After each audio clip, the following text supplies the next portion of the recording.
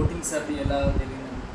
Parliament ఎలక్షన్లో voting సర్వేది కాంగ్రెస్కి అనుకూలంగా ఉంది. కాకపోతే బీఆర్ఎస్ సారీ బీజేపీ కాంగ్రెస్ మధ్యలో మా ఊర్లో పోలైన విధానం అయితే ఇది ఉంది. బీజేపీ బీఆర్ఎస్ రెండు ఒకటే అని ప్రజలు భావిస్తున్నారు, నిజమా? బీజేపీ బీఆర్ఎస్ రెండు ఒకటి. బీఆర్ఎస్ వాళ్ళు అవుట్ రైట్గా బీజేపీకి ఓటేమని క్యాన్వసింగ్ చేశారు. బూత్ వైజ్గా కూడా వాళ్ళు తిరిగి ప్రచారం కూడా చేశారు. దానిపైన ఈ రెండు కలిసి కాంగ్రెస్ పైన పోటీ జనాల్లో ఒక అదే అర్థమైపోయింది. బీఆర్ఎస్ వాళ్ళు ఏమంటున్నారు అంటే 70 సంవత్సరాల్లో పూర్తి చేయని పని అభివృద్ధి 10 సంవత్సరాల్లో మేము చూపెట్టామని ఎమ్మెల్యేలో సర్పంచ్ గారు అంటున్నారు. ఎంత మాత్రం నిజం? 70 సంవత్సరాలు అంటే 70 సంవత్సరాల్లో కాంగ్రెస్ పార్టీ చేయంది ఏముంది? కరెంట్ కాంగ్రెస్ తీసుకొచ్చింది, డ్యామ్లు కాంగ్రెస్ కట్టింది, తర్వాత ఎన్నో ఎన్నో స్కీమ్స్ తెచ్చింది. 70 సంవత్సరాల్లో ఎన్నో స్కీమ్స్ తెచ్చింది. 10 సంవత్సరాలు వీళ్ళు తెచ్చింది ఏముంది? ఒక రుణమాఫీ సరిగ్గా చేయలేదు, డబుల్ బెడ్రూమ్ సరిగ్గా చేయలేదు, 3 ఎకరాల పొలము ఇవ్వలేదు, దళిత బంధు నాడు దళిత బంధు ఇవ్వలేదు. అది ఓన్లీ దళిత బంధు అనేది ఓన్లీ టీఆర్ఎస్ కార్యకర్తలకు మాత్రమే ఇస్తారని ఒక లిస్ట్ అవుట్ చేశారు, కానీ అది కూడా డిస్ట్రిబ్యూట్ చేయలేదు. బీఆర్ఎస్ ఏడుంది, బీఆర్ఎస్తోనే అయిపోయింది. బీఆర్ఎస్ వాళ్ళు ఏమేసినట్టే 6 గ్యారెంటీలతో అధికారంలోకి వచ్చి ప్రజలు నట్టేట కూర్చున్నారు. 6 గ్యారెంటీలతో అధికారానికి వచ్చింది 100% వాస్తవే. వచ్చిన తర్వాత కూడా ఫ్రీ బస్ చేశారు. వచ్చిన పార్టీ నుండి ఎప్పుడైతే గవర్నమెంట్ ఫార్మేషన్ రోజే ఫ్రీ బస్ చేశారు, తర్వాత ఆరోగ్యశ్రీ చేశారు, తర్వాత ఏది ఫ్రీ కరెంటు కూడా చేశారు. అది ఎన్ని ఎలక్షన్ కోడ్ వల్ల ఇంప్లిమెంటేషన్ కాలేదు. తర్వాత ఇప్పుడు ఆగస్టు 15 అట్లా మాకు రుణమాఫీ అంటున్నాము, 100% రుణమాఫీ చేస్తారు. దాని తర్వాత ఇంద్రం ఇల్లు కూడా అంటారు. ఇవన్నీ ఇప్పుడు టైం ఉంది మనకు, దాదాపు 100 రోజులు 100 రోజుల్లోపు ఓ ఎలక్షన్ పార్లమెంట్ ఎలక్షన్ వచ్చినాయి. ఎలక్షన్ కోడ్ నుంచి ఇది కూడా కరెక్ట్ చేయలేదు. పార్లమెంట్ ఎలక్షన్లో కోడ్ తర్వాత నాకు టైం ఉంటుంది కాబట్టి దాదాపు 2-3 మంత్స్ లోపు 6 గ్యారెంటీలు మ్యాక్సిమం 90% ఇంప్లిమెంటేషన్ అవుతాయని మా హోప్స్, మా నమ్మకం. మొన్న పార్లమెంట్ ఎలక్షన్లో ఎన్మన్గంలో కాంగ్రెస్ కార్యకర్తలు ఎక్కువగా సహకరించారు ఎన్నికల విషయంలో అంటారు, నిజమా? ఎవరికి? మామూలుగా కాంగ్రెస్ పార్టీకి.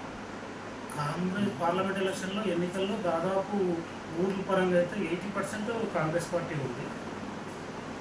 దాదాపు ప్రతి ఒక్క కార్యకర్త కూడా మాకు పనిచేసిండు. పార్టీ అభ్యర్థి వంశచంద్ర రెడ్డి సార్ కోసం అందరూ కష్టపడి పనిచేసి 90% ఊర్ల మెజార్టీ కూడా మారే ఉంది. ఎంత మెజార్టీ రావచ్చు వంశచంద్ర రెడ్డి? ఊరు పరంగా వచ్చి దాదాపు 100 నుంచి 200 దాకా మెజార్టీ వస్తుందని మేము అనుకుంటున్నాం. మండలంలో పోయినసారి ఎమ్మెల్యే ఎలక్షన్లో 5,000 వచ్చింది. మేబీ ఇప్పుడు 5,000 కన్నా ఎక్కువనే వస్తున్నట్టు మేము ఎక్స్పెక్ట్ చేస్తున్నాం. ఖచ్చితంగా కాంగ్రెస్ జెండా ఎగరాలనుకుంటున్నాను. కాంగ్రెస్ జెండా మండలంలో ఎగురుతుంది, విలేజ్లో ఎగురుతుంది, ఢిల్లీలో కూడా కాంగ్రెస్ జెండానే ఎగురుతుంది. రాహుల్ గాంధీ బీజేపీ వాళ్ళు ఏమంటున్నారు, మేము నరేంద్ర మోడీ ఫోటో పెట్టుకుంటాం, వాళ్ళు రాహుల్ గాంధీ ఫోటో ఎందుకు పెట్టుకోలేదని ప్రశ్నిస్తున్నారు. దాంట్లో మీ యొక్క స్పందన? రాహుల్ గాంధీ అంటే ఆల్రెడీ రాహుల్ గాంధీ జోడో యాత్ర చేసింది. అన్నీ ఆల్రెడీ మా ప్రతి ఒక్క పోస్టర్ మీద రాహుల్ గాంధీ ఫోటో ఉంటుంది. ఆయన ఫోటో ఉంటుంది కాబట్టి ఆయన మా అభ్యర్థి అన్నట్లే మేము ప్రచారం చేస్తున్నాం. ఇంకా దాంట్లో చెప్పడానికి ఏముంది? నా పేరు MA Waseem Akram and booth level 30 BLA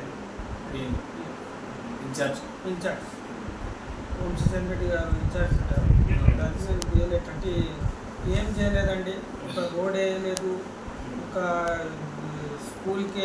స్కూల్లో ఎలా ఉందో అలాగే ఉన్నాయి, ఒక ఇల్లు ఇవ్వలేదు, ఒక ఉద్యోగం రాలేదు, ఏం అభివృద్ధి చెందలేదు. స్థానిక సంస్థ ఎలక్షన్స్ వస్తున్నాయి కదా, వాటిపై మీరు ఏ విధంగా ప్రిపేర్ అవుతున్నారు? ఇప్పుడు జనరల్ ప్రిపరేషన్ అండి. అసెంబ్లీ ఎలక్షన్లో ఎలా అయ్యామో, పార్లమెంటరీ ఎలక్షన్లో ఎలా అయ్యామో, ఇందులో కూడా ఏమంటే స్థానిక సమస్యలు ఉంటాయి కాబట్టి స్థానిక సమస్యలు ఏమున్నాయో దాన్ని తీరుస్తామని ప్రజలకు వివరించాలనుకుంటున్నాను. మీ ఎన్మన్గంలో పార్లమెంట్ ఎన్నికల కొరకు ఎంతమంది ఓటింగ్ ముస్లిం వాళ్ళు వేసారు? మా దగ్గర దాదాపు 390 ఓట్లు ఉన్నాయండి ముస్లిమ్స్. అందులో దాదాపు 250 ఓట్లు పోలైనాయండి. మేము అనుకుంటున్నాం దాంట్లో దాదాపు 100% కాంగ్రెస్ పార్టీకి ఓటేయాలని అనుకుంటున్నాం. మెజార్టీ వస్తుంది అక్కడ? ఎంత మెజార్టీ రావచ్చు? ఎన్మన్గంలో దాదాపు 200 పైన మెజార్టీ రావచ్చు అనుకుంటున్నాం. కొంతమంది ఏమంటారంటే బీజేపీకి ముస్లిం వాళ్ళు సహకరించినట్టు, వాటిలో మీ యొక్క స్పందన? అలాంటిది ఏం లేదండి. ఇక్కడ 100% ముస్లిమ్స్ తమ రక్షణ కోసం బీజేపీ రాకూడదనే దానికోసమే ఇంతకుముందు అసెంబ్లీ ఎలక్షన్లో 50-50% అయింది టీఆర్ఎస్ కాంగ్రెస్కి ముస్లిమ్స్. కానీ పార్లమెంట్ ఎలక్షన్ వచ్చేసరికి అభద్రతా భావంలో ఉండి ఇబ్బంది ఉంటుంది కాబట్టి అందరూ కాంగ్రెస్ పార్టీకి సపోర్ట్ చేశారు మేము అనుకుంటున్నాం. కాంగ్రెస్ 6 గ్యారెంటీలతో అధికారంలోకి వచ్చి ఏం చేయలేదు అని అంటున్నారు సామాన్య ప్రజానికం. వాటితో మీ యొక్క స్పందన? సామాన్య ప్రజానికంకి ఏమనిపిస్తుందంటే 6 నెలలు అయింది, కొంతమందికి తెలియదు. నెలన్నర మాత్రమే పాలన అయింది. ఆ తర్వాత ఎలక్షన్ కోడ్ రావడం వల్ల కొంచెం ఆలస్యం అయింది.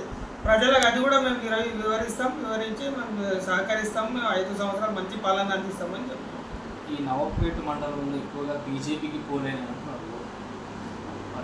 బీజేపీకి పోలైందంటే టీఆర్ఎస్ బీజేపీ కలిసి కాంగ్రెస్ మీద పోటీ చేయడం వల్ల టీఆర్ఎస్ రేవంత్ రెడ్డి గారిని ఓడించాలనే ఒక లక్ష్యంతో టీఆర్ఎస్ బీజేపీ ఇద్దరు కలిసి కాంగ్రెస్ పార్టీ మీద పోటీ చేసారు. అయినా సరే మా నమ్మకం నవాబ్పేట మండలంలో మళ్ళీ మేము లీడ్ తీసుకుంటామని నమ్మకం ఉంది. దాదాపు 5 నుంచి 6 వేల లీడ్ తీసుకుంటామని నమ్మకం ఉంది. మహబూబ్ నగర్ 7 నియోజకవర్గంలో మన్నె శ్రీనివాసరెడ్డి అంటే ఎంపీగా మాకు ఎవరు ఆ పర్సన్ తెలియదు, ఎటువంటి అభివృద్ధి సంక్షేమ కార్యక్రమాలు చేయలేదని. నిజమే అండి. నవాబ్పేట మండలం అయినా సరే నవాబ్పేటలోనే ఆయన అభివృద్ధి చేయలేదు. ఆయనకు మంచి పేరు ఉంది, మంచి మనిషి అని, కానీ ప్రభుత్వ పరంగా ఆయన ఏ పని చేయలేదు. ఎక్కడ ఆయన సండే రావడం పోవడం తప్ప నవాబ్పేట మండలంలో ఒక బల్బు కూడా వేయలేదండి. 30 లక్షలు ఖర్చు పెట్టినారు. అలాంటివి ఏం లేదండి. ఒక్క స్కీమ్ రాలేదు, ఏం లేదు. ఇక్కడ మా ఎమ్మెల్యే అప్పటి ఎమ్మెల్యే మళ్ళీ చూడలేదు, ఎంపీ గారు కూడా ఏ అభివృద్ధి చేయలేదు. లక్ష్మారెడ్డి గారు ఎటువంటి అభివృద్ధి కార్యక్రమాలు చేయలేదు? చేశారు, కొన్ని చేశారు. కానీ అది కూడా డబుల్ బెడ్రూమ్స్ అవి ఫెయిల్ అవ్వడం, ఉద్యోగాలు రాకపోవడం, అన్నీ దానివల్ల ఆయన పేరు కూడా చెడిపోవడం జరిగింది. నవాబ్పేట మండలంలో ఎన్నడూ రాని అది మెజార్టీ నవాబ్పేట మండలంలో ఈసారి కాంగ్రెస్ పార్టీకి వచ్చింది. మహబూబ్ నగర్ పార్లమెంట్ నియోజకవర్గంపై ఉంచి చంద్రెడ్డి ఖచ్చితంగా కాంగ్రెస్ జెండా ఎగరబోతున్నారు. ఖచ్చితంగా ఎగిరేస్తారండి. 50,000 నుంచి 1,00,000 మెజార్టీతో గెలుస్తారని మా నమ్మకం.